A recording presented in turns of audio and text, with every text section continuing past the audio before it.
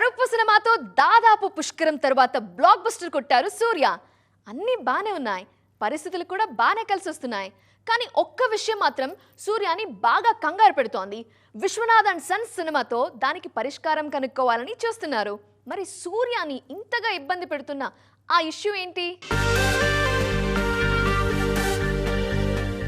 భారీ అంచనాల మధ్య వచ్చిన కంగువా, రెట్రో లాంటి సినిమాలు ఫ్లాప్ అయినా సైలెంట్ గా వచ్చిన కరుపు మాత్రం సంచలన విజయం సాధించింది.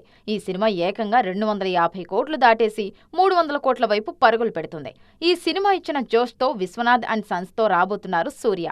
ఆగస్టు 14న విడుదల కానుంది ఈ చిత్రం. వెంకీ అట్లూరి తెరకెక్కిస్తున్న విశ్వనాథ్ అండ్ సన్స్ సినిమాపై తమిళ్ కంటే తెలుగులోనే అంచనాలు ఎక్కువగా ఉన్నాయి.